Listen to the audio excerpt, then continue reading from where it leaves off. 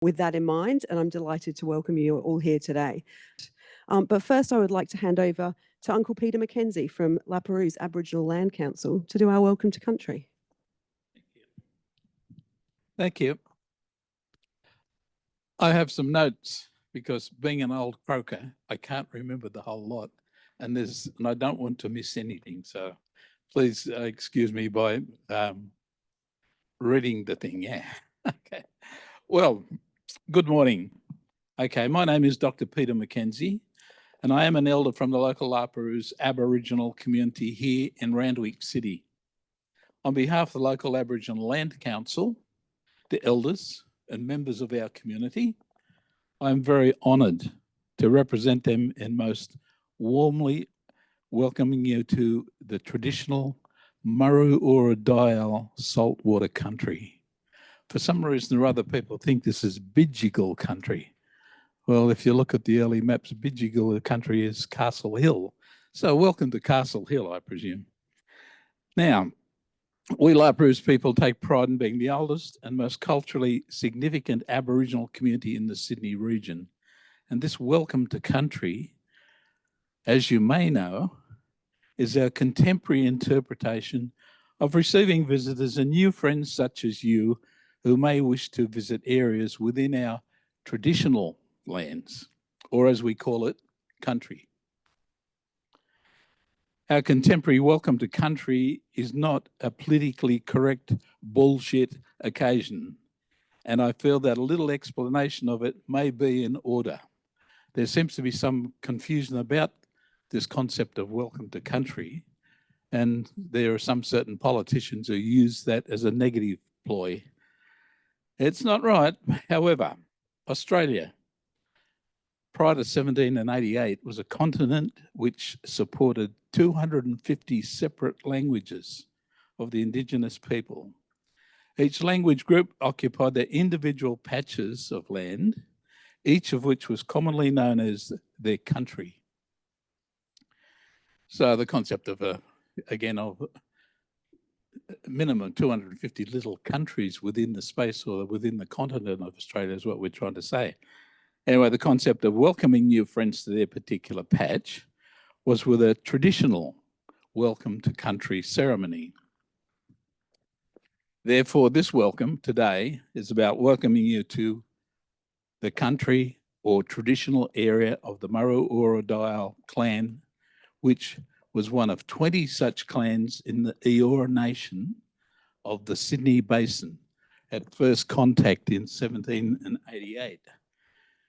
It also acknowledges our elders, past and present, of all cultures, all religions, and all beliefs, and very importantly, to help build a vision for a prosperous and a reconciled future for all in our beautiful Australia.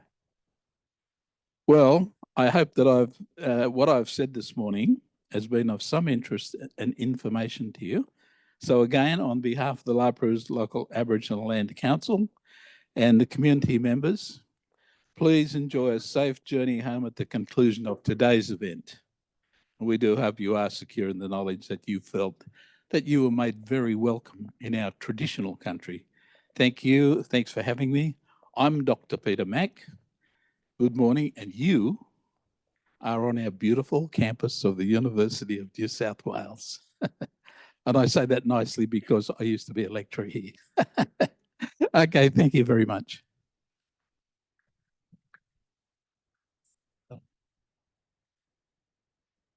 Thanks so much, Dr. Peter. So our first session of the day is about to commence, and I am delighted to introduce you to the three wonderful people running the first workshop. We start with Nick Smith. Nick is a Carer Knowledge Exchange rep, a fantastic carer representative, and will be sharing his lived experience with us today. We also have Lukas Hofstätter, who is the Manager of Research and Development at Carers New South Wales. And we have Hugh Bainbridge, who is a wonderful associate professor here in the School of Management at the UNSW Business School.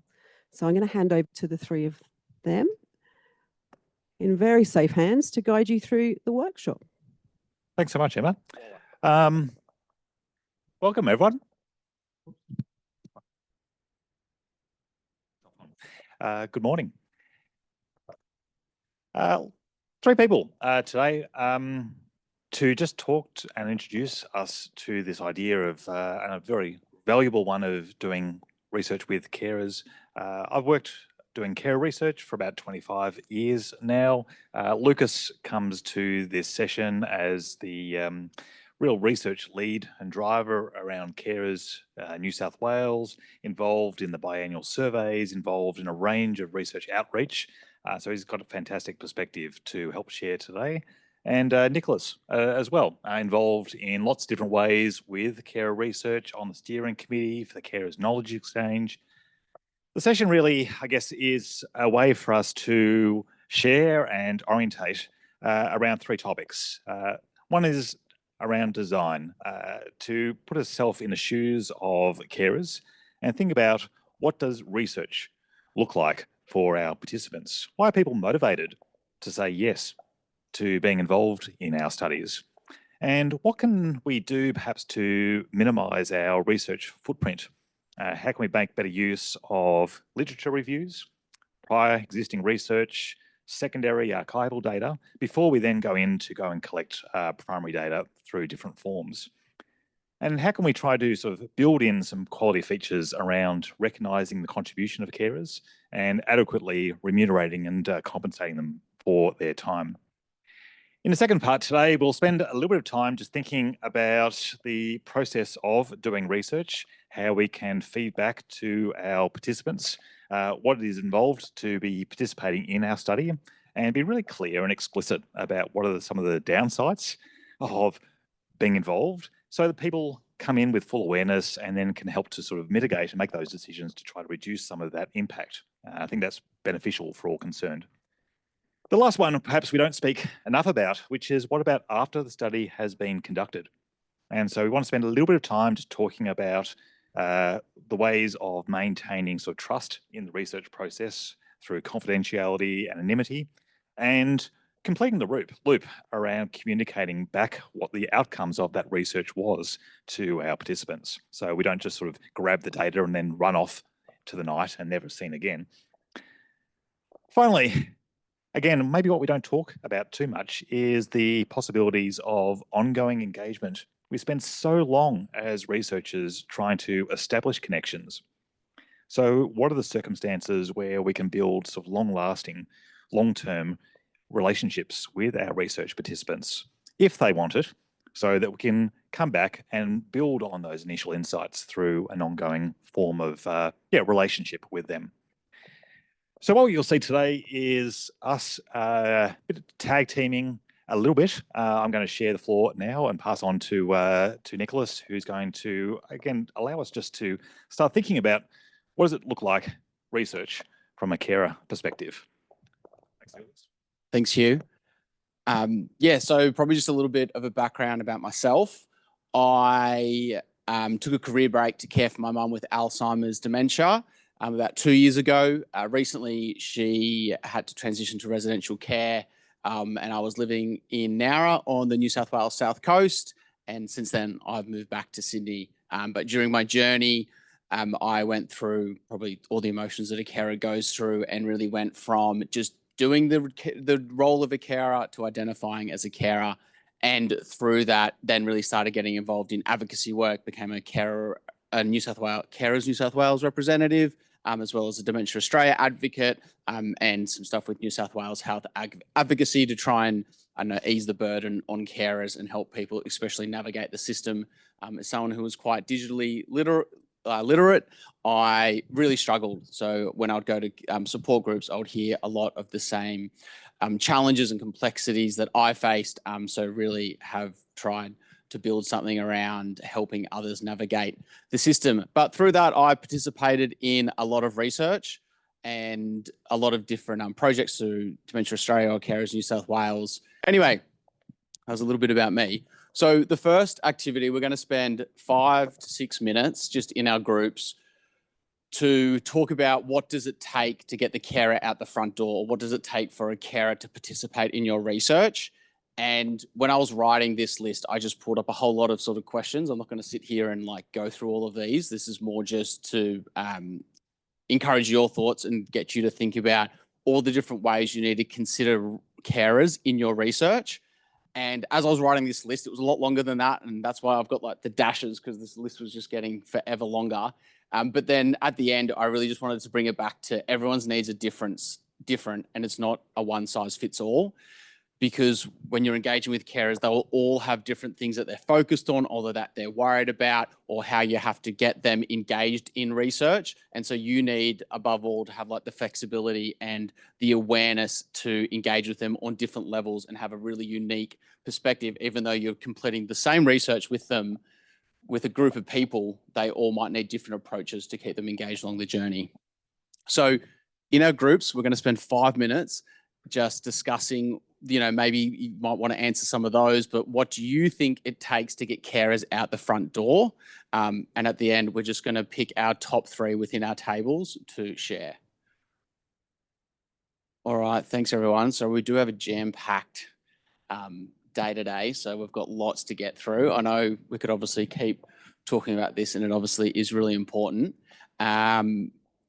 So I suppose from this group, correct me if I'm wrong, I'm just going to try and summarize it briefly. A lot of talk about time constraints, making sure that if you're going to spend a lot of time going somewhere, that it's going to be worth your while. There was, survey burnout, making sure that you're not just throwing another survey at people that isn't going to be just lost in the ether, that there's actually going to be real impact from your contribution. Anything else? I didn't hear the end of the discussion.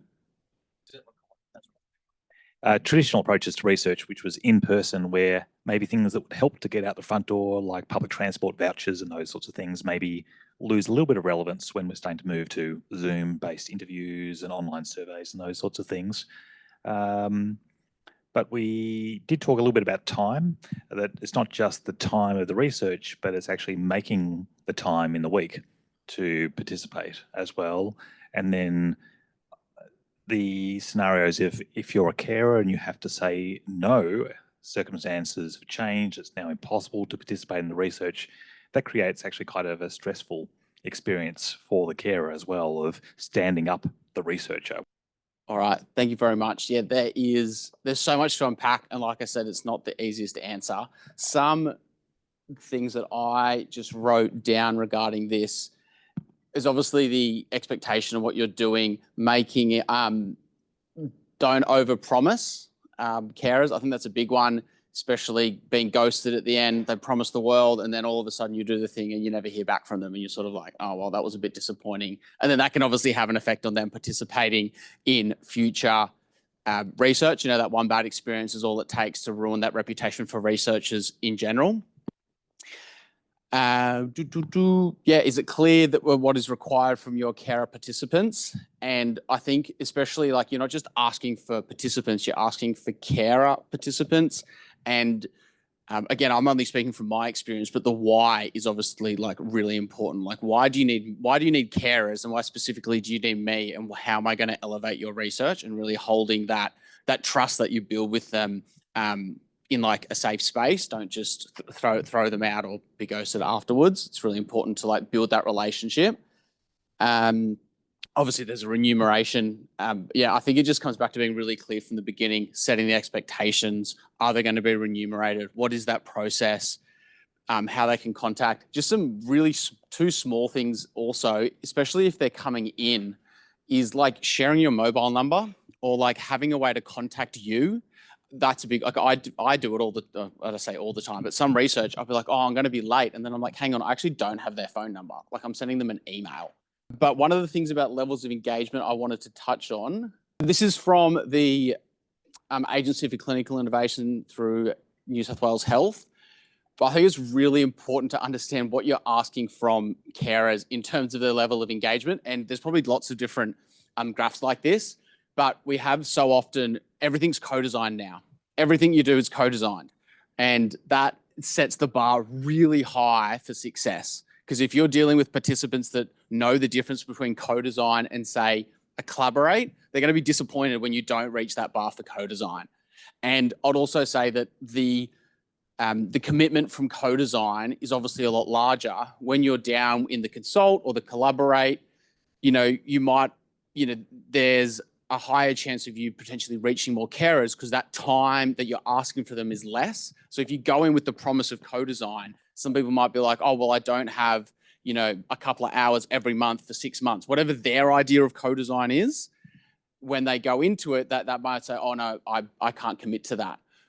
Whereas if you are just going for say a couple of workshops, focus groups, it's really clear about what you're trying to, again, set in the expectations of their contribution. Then not only do you obviously help them understand, but everyone's happy in that equation. They understand what they're getting from you and what you're asking of them. So I just think it's really important to make sure that you understand what you're asking from carers. And I think I would say that is like my biggest takeaway, because and some things don't need to be co-designed, even though everything, you know, if you are designing a system or a process or something, yes, it should be co-designed in today's world, but a lot of research doesn't need co-design. So don't just do it because everyone's doing it. Make sure it's what you, in your research, needs. The next thing that we were going to talk about was sort of how to leverage existing literature and existing data sets. So as Nick mentioned, there is a bit of a problem with over research, and survey fatigue is a big thing. So I was just going to say a few words around before you engage with a carer, with carers in research. When you think about your research question, please look out there what's already out. Please look at the various surveys that are already being done and check whether you can possibly access the data. It's often easier than you think. And a lot of research, especially when it's not qualitative, can actually work very well with existing data sources. And that just minimizes the pressure on carers to participate in research, because, you know, a lot of carers want to get out there, want to get there, want to tell you about their situation, but it is exhausting for them, as we heard as well. And we should really try to leverage what's out there already. You can see here that quote that illustrates exactly that point. That's why the Carer Knowledge Exchange has something called the Research Library. At the moment, it's very much a space to share existing research. We are trying to populate it with sort of a curated literature on carers, basically everything that's out there.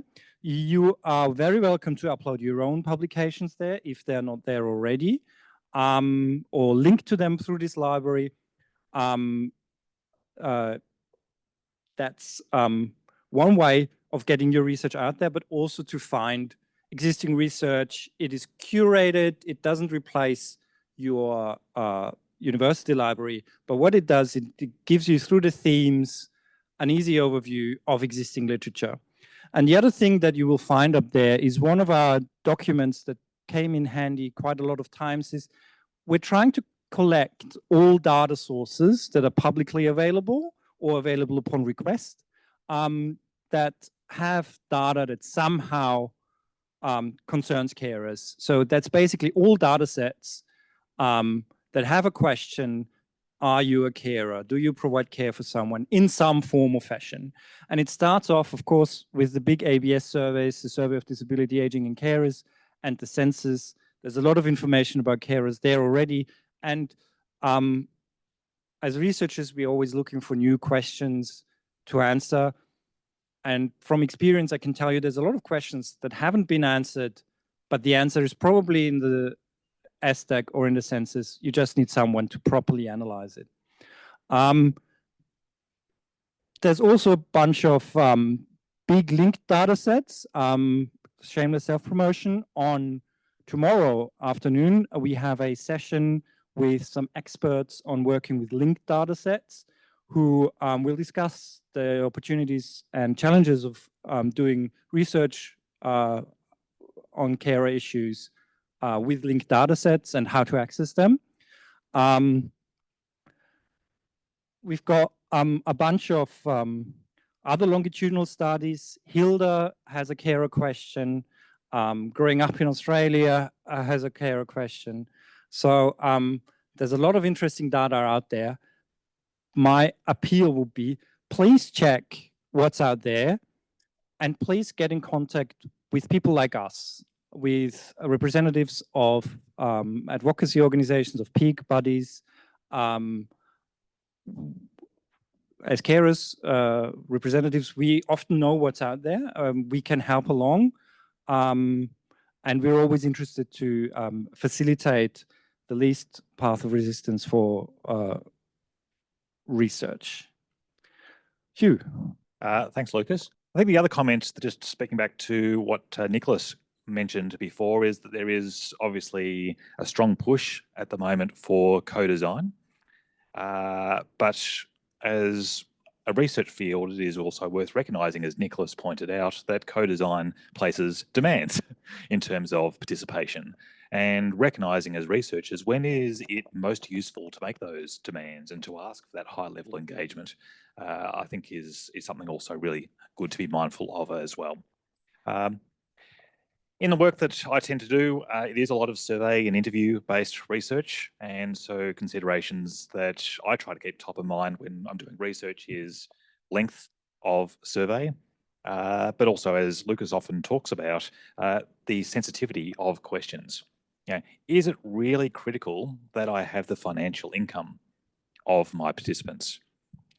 Do I need to know the sexual orientation of my carers?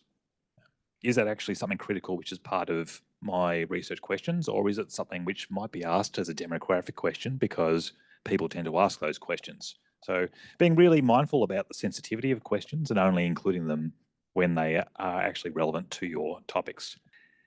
Best practice, probably we all sort of can recognise this as being, you know, things we want to aim for, being really clear about the impact of your participation, any limitations that they should be mindful of, and thinking about how we can best maximise some of the benefits of participation in research while minimising some of the impost or costs.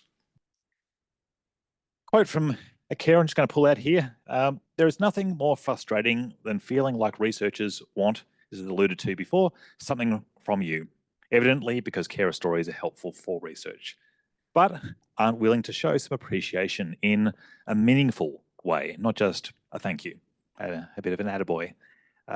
What I mean by a meaningful way is properly being compensated. It could be financial, could be non-financial, for our time, whatever looks like to the carer, which is a way of showing respect for the value that we provide to that research. So recognition, appropriate, meaningful recognition of time, a genuine thank you, I think goes a long way. Even though I was downplaying that a little bit, then actual genuine thank you is important, as is some form of value being provided to a carer in ways that are meaningful to that carer research participant. Being also clear about what expectations carers should have at the start of the research before they say yes. So we avoid those situations where people are not compensated for their time or have to jump through hoops, or for whatever reason, the gift card that you provided doesn't work, it's invalid, or whatever it might be. Really make sure from a researcher perspective that you've ironed out those potential kinks in the research process so that you minimise the possibility of carers feeling like they have to go and chase to get some form of compensation for their time. Also, I don't spend a lot of time thinking about, I think, as a field, what does acknowledgement mean? And are there different sorts of venues where we can recognise participants in publications or conference presentations or publications, reports, in a byline for people's involvement in the research process? That's maybe something that could be further explored as a form of thank you for participation. So I'm going to take the opportunity now to throw it back to you, because we do want to make this more of a conversational forum today. And I'd like you to spend some time just formalising what are the specific demands that your research methodology places on carers. And again, just to articulate specifically, what would motivate your desired research group, your carer, that you ideally want, to get out the door and say, yes, I'd like to participate in your study? What do you think would move the needle and be most meaningful in motivating a carer to say yes? Thank you. I'm going to bring it back together again. On my table, I was talking to Kathy Duncan, who'll be running one of our last sessions today on co-design, but we're having a good chat about real involvement of carers in research in terms of actually what motivates them to participate. And she was talking about one of the key drivers, which is actually affecting change, particularly policy change. Do you have a moment just to sort of speak, summarise to where we got to? Hi, everybody. So I'm Kathy Duncan. I'm from University of Wollongong, and I've been a partner researcher with Carers New South Wales for a number of years. And my methodology that I've used in my PhD studies is participatory action research. And I'll be talking about it this afternoon. But in terms of answering these questions, it does place more demands on carers in that it's usually a longer term commitment. So for myself, it was a 2-year commitment with the Carers Action Group. I did pay them, so remuneration. What motivated them to stay involved over that time was with participatory action research, it's about respecting carers as co-researchers, and our agenda was to influence aged care policy reform. And so we had a clear agenda for change. They felt empowered. It was a collaborative research project with obviously Carers New South Wales and an aged care provider who was doing a fantastic job of doing carer-focused research. So it was real. They were getting, I was engaging them in co-design. We were co-writing interview questions for the aged care provider staff, co-analysis of data, which I'll talk this afternoon. Every step of the way, I was respecting the carers as experts, and that's what motivated them to stay involved. We co-authored a series of submissions to the Aged Care Royal Commission and co-presented at conferences. So that, that was my experience. It was a long process, but I felt it respected the voices of carers. Yeah. Hello, so I'm not the one conducting surveys with carers, but we have 3 people at the table who have, and I'd like to summarize that. So I think what I understood from what they discussed was really being flexible in terms of the outreach and the timing of the interviews. So basically work around carers' time, make it possible for them to call the surveyor or the person who's surveying them, make it possible to meet them in person on Teams and Zoom calls is also helpful, and also thinking carefully about the remuneration as well and the reasons that, you know, participating in the survey might be of a benefit for them and other carers. Would you like to add? Yeah, I think one of the other things that came up as well is if you are doing workshops or different programs of trying to emphasize of leaning into kind of a community aspect. So carers really want to share their perspectives, but more so leaning on other people's stories as well, finding something that they can relate to and someone that relates to their experience. That was emphasized as well as having a community. Thank you. We talked about the demands associated with, say, qualitative interviews where carers are reflecting on really deeply personal experiences, you know, potentially distressing experiences that they've had, and having appropriate support resources and follow-up available. We also talked about what motivates carers, and we kind of collectively agreed wanting to contribute to change, wanting things to be different in the future. Thank you. It's a couple of really good themes there. So in the business school, one of the things that we get pushed increasingly towards is to do longitudinal research. So you're going back to the same research population again and again and again. And then people will tell you, well, we also want multi-source data collection. We don't just want to speak to carers, but also would you mind if you actually got your manager as well to fill out a paired survey so we get the multi-source perspectives about that work home or work family intersection. work carer intersection. And all those things obviously presenting escalating demands on our carer research participants. Then, in addition, as was alluded to before, the interest often is in addressing sensitive topics. So questions around potentially discrimination or well-being or adverse experiences that carers might have been subjected to. So what I loved about one of the comments that was just made here was to the middle table where the conversation went around managing the emotional impact of participating in research.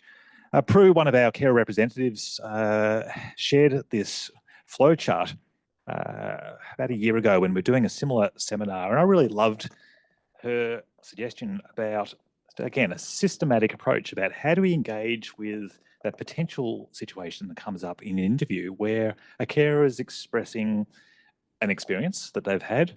It was a traumatic experience potentially. Emotions come to the forefront. Your research participant starts crying, and maybe the natural response as a researcher is to cut the interview short. Okay, now this is obviously causing distress. Let's just stop it. And then perhaps that person, and they leave, and the research concludes with that participant, and then you don't use that kind of data. Prue's suggestion was actually at the other end of the spectrum, which is actually recognising that there is genuine emotional distress there. Often her view was that carers don't want to stop the interview. They don't want to stop the research process. They want to communicate the nature of that emotional distress. And they may or may not be able to do that, but providing an opportunity to work through that emotional experience is really important. And so I really liked this as something which I don't do historically with my PhD students. I often don't talk about how to manage these forms of difficulties in conducting research. And I really just liked this sort of very simple flowchart, and you could adapt it to your own purposes of how to make some judgment calls in these fraught periods, and then to build into that research flowchart sources of support. I liked her suggestion. Can I help connect you with someone who would support you right now? And actually having somebody who can provide support, not just, oh, look, well, now if you say yes, I don't know what I'm going to do. I better quickly Google something. But actually having some pre-existing connections to the wellbeing units at your university, or to some sort of care representative body, or some sort of group that actually will step in when you connect your research participants to them. And having that already set up as a design feature of your study before the research data collection is initiated. And so for me, that was a really valuable insight and something which certainly I'm very conscious of taking forward in my work. So again, very briefly, I won't keep you talking for too long, but I'd like you to come back to your groups again, just very quickly, to think about specifically your study that you're working on right now, and what sorts of interventions might you, or changes might you make to a piece of research that you're working on now to reduce some of the demands or enhance some of the benefits for your research participants. So I'm just looking for maybe one thing that would make your experience that you provide to your carers better by either reducing demands or enhancing the benefits based on some of the ideas that we've shared today. A little quote here from a carer, I guess reflects the general mood of some of our research participants, not mine, of course, other people's. Some carers have felt used after sharing their story without receiving any feedback or results. I've personally felt pressured to participate in a clinical trial despite adverse effects on my son, feeling like a guinea pig. A carer felt his privacy was compromised also when personal information was shared without consent. I was a little bit tongue-in-cheek there about my own experience before, but certainly as a PhD student, when I went through, there is some components of my PhD and the engagement that I had with organisations that helped to facilitate the data collection where I didn't close the loop.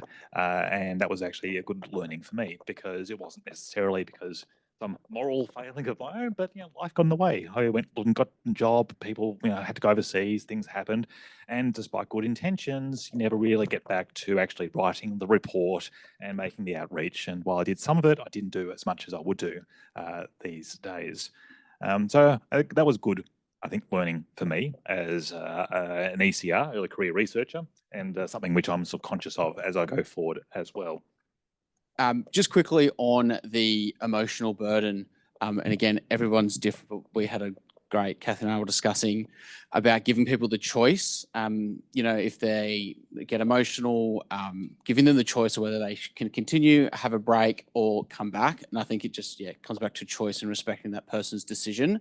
For me personally, I like getting the questions beforehand so I can emotionally prepare. I'm like, okay, what are you going to ask me about?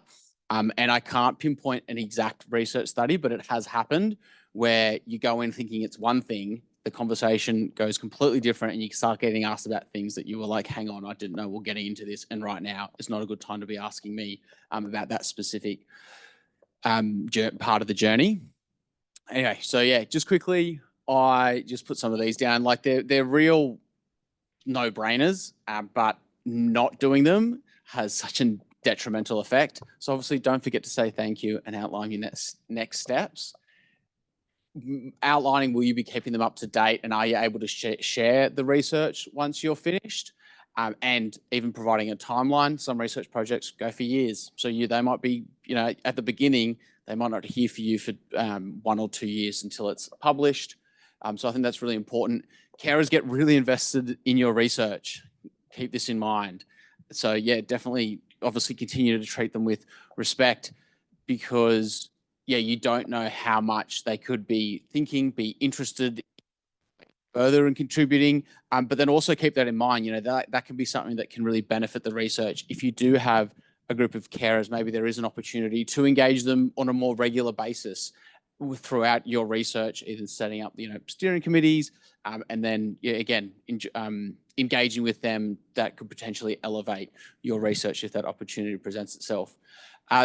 I did have a whole lot of slides, but I don't think we have too much. I was going to put in, I participated in a research project recently through Carers New South Wales. I won't say what it was, but it was great. It was really clear, the expectations, gave me options. It told me my remuneration, told me why the research was important. And for me, based on the expectations in the final email, it was obviously a lot bigger. They just said the information shared directly will directly inform what key learnings to include in the X awareness education module to be developed early next year. We look forward to sharing progress with you. And for me, that was enough for that project. I was like, yep, there was obviously please contact this person to organise remuneration and a few other things. But I thought that was just a really clear, concise, and I was like, I'm really happy with that response. So you don't have to overthink it. Doesn't have to be overcomplicated. But again, every care is different and will require potentially different methods of engagement. I'm going to stop talking now. I've got time. Question?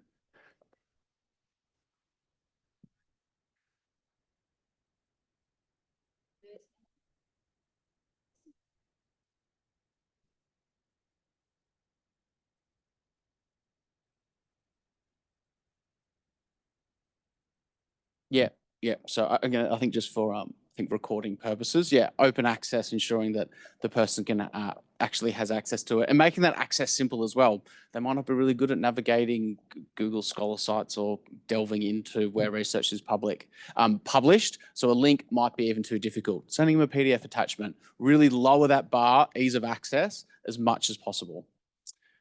Anyway, that was it for me for that point. Unless anyone has questions, comments. No? All right, I'll hand it back to Hugh. Thank you. All right. I think one of the learnings for me is, at least as a researcher, increasingly I realise you don't actually have to do it alone. Researchers are time poor, carers are time poor, and I think what I'm learning is that there's a large number of groups in this space who are willing to help you with the outreach, and certainly Carers New South Wales is a fantastic body that is set up to do that. They are set up to advocate, to do the policy work, to do the outreach to a range of stakeholders that I don't have good connections with. Your government, all sorts of people in the sector, And do I need to develop those relationships myself? No, maybe I just need to leverage those channels which already have been created. Similarly, with carers, there is some scenarios where maybe having an ongoing long-term partnership with carers where you go back to the same group, maybe study after study or time after time, is appropriate. And some people are up for that long-term engagement.